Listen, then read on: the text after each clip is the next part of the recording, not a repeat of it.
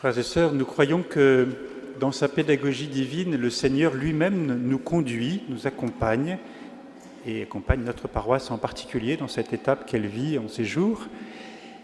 Dimanche dernier, nous comprenions que le Seigneur nous invitait à écouter particulièrement sa parole.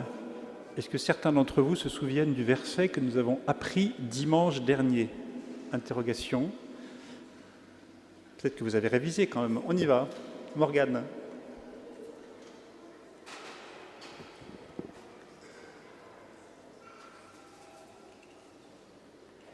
Accueillez avec douceur la parole semée en vous, c'est elle qui peut vous sauver, qui peut sauver vos âmes. Jacques chapitre 1, verset 21. Accueillez avec douceur la parole semée en vous, c'est elle qui peut vous sauver, sauver vos âmes. Voilà. Et puis dimanche dernier, au cours de la messe, avant la communion, nous avons dit « Seigneur, je ne suis pas digne de te recevoir, mais dis seulement une parole et je serai sauvé. » Donc nous croyons que le Seigneur a répondu à notre demande. Donc la question du jour, c'est, je vous l'avais promise, ceux qui étaient là dimanche dernier, les autres ont une excuse. Quelle est la parole du Seigneur que nous avons entendue cette semaine, en ouvrant les Écritures, dans les événements, peut-être en regardant les Jeux paralympiques, je ne sais pas. Le Seigneur peut parler de différentes façons. Qu'est-ce que nous avons entendu de la parole du Seigneur cette semaine? On prend une minute pour faire mémoire.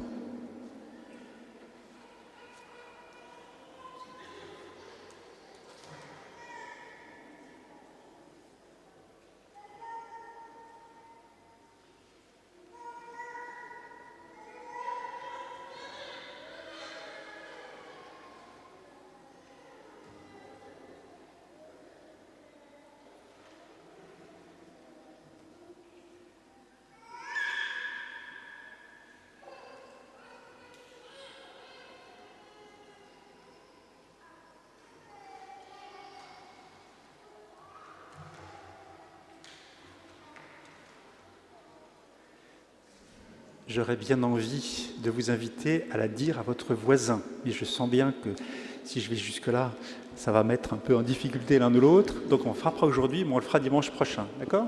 Bon. Moi, je vais vous livrer la parole que j'ai entendue ces jours-ci, en particulier hier, en regardant des extraits de Cécifoot, où quand même la France a eu la médaille d'or. Bon.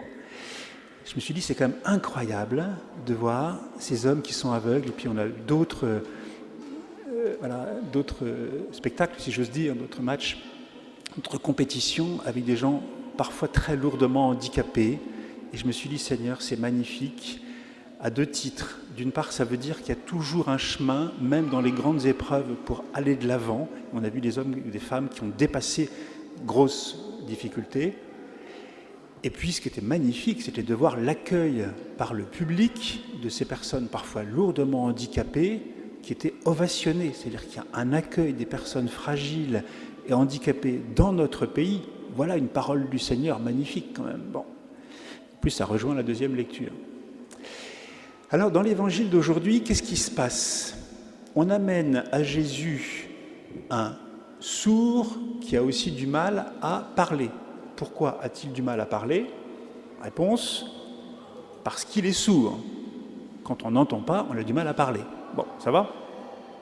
C'est peut-être d'ailleurs pour ça qu'on aurait été en difficulté pour dire à son voisin la parole du Seigneur si on ne l'avait pas entendu, évidemment. Bon, c'est plus compliqué. Et donc, on amène ce sourd bègue à Jésus et on lui demande quoi? Pas de le guérir, de lui imposer la main. Est-ce que Jésus obéit? Non. Il le prend à part, il va faire des choses un peu spéciales quand même. Moi, je ne sais pas si j'aurais envie de le faire ou de le subir, entre guillemets. Voilà. Jésus lui touche les oreilles, jusque-là ça va, mais avec la salive, Jésus touche la langue de l'homme en question. Pourquoi est-ce que Jésus fait ça? Pour deux raisons. Il est sourd, donc Jésus ne va pas lui parler.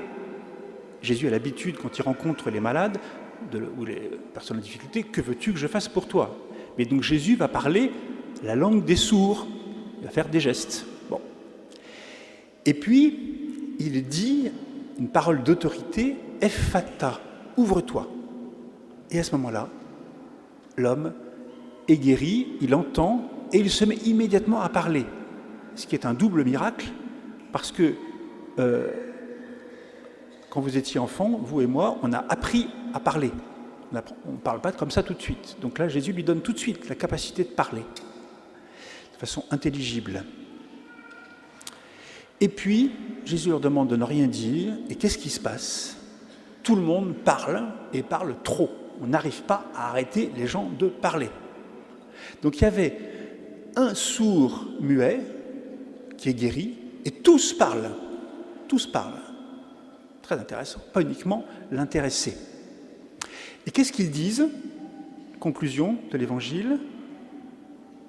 Il fait bien toutes choses. Alors, il fait bien, en grec, ça veut dire il fabrique, il crée. Ça veut dire que Jésus a recréé cet homme. Et d'ailleurs, il y a une allusion au livre de la Genèse. Quand Jésus touche l'homme et soupire, c'est une allusion à la création d'Adam, où Dieu avait plasmé, comme on dit en italien, plasmare, fabriqué l'homme, et il avait soufflé pour lui donner une haleine de vie. C'est ce qui s'est passé. Donc, il fait bien toutes choses, et la dernière phrase, c'est « Il fait entendre les sourds et parler les muets. » Il fait entendre les sourds et parler les muets. Il n'y en avait qu'un qui a été guéri. Pourquoi c'est au pluriel? C'est au pluriel parce qu'ils sont tous concernés. Toute la foule est guérie. Toute la foule est guérie. Elle parle dire trop, parce que ce n'est pas encore le temps de l'annonce. Ce ne sera le temps de l'annonce qu'après Pâques, après la mort et la résurrection du Christ. Voilà. Et donc, ce qui est très intéressant, c'est que Jésus va donc donner un signe, pas simplement pour cet homme, mais un signe de la guérison, de l'oreille et de la bouche de tous ceux qui sont là. On a fait au début de cette homélie un petit exercice de faire mémoire de la parole que Dieu nous a dite cette semaine. Peut-être qu'on a été un peu sec sur le sujet. Ça veut dire qu'on est un peu sourd. Bon. Et que du coup, on aurait été en difficulté pour le dire à son voisin. Voilà. Et donc, il fait entendre les sourds et parler les muets. C'est la parole de Dieu pour nous aujourd'hui. Voilà. Soyons bénis, notre Dieu est un Dieu qui parle, et qui non seulement parle, mais aussi ouvre nos oreilles, comme dit saint Paul, l'oreille de notre cœur, les yeux de notre cœur, pour que nous puissions entendre et voir ce qu'il fait. C'est ça qui nous sauve. Accueillez avec douceur la parole semée en vous, c'est elle qui peut vous sauver. Dans les difficultés de la vie, quand il y a du brouillard dans nos existences, ce qui nous tient, c'est la parole de Dieu. Et on va demander au Seigneur vraiment d'entendre davantage la parole. Et le mot que Jésus utilise, c'est « ephata ». Vous savez que dans les rites du baptême, il y a le rite de l'ephata, où on prie pour les bébés ou bien pour les adultes, avant leur baptême, pour qu'ils s'ouvrent, qu'ils entendent la parole de Dieu. Et le Seigneur a déjà commencé le travail dans leur cœur.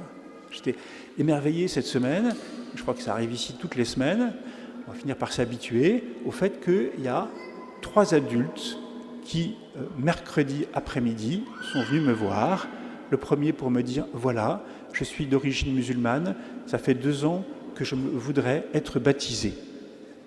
Et puis, il y avait 2 jeunes derrière qui voulaient faire leur première communion. C'est magnifique, c'est signe que Dieu a parlé à leur cœur, que Jésus commence son travail de parole dans leur cœur, et pour qu'ils aient le courage de venir voir un monsieur qui était habillé en blanc au fond d'une église qu'ils ne connaissent pas, ils ont déjà eu la parole, entre guillemets.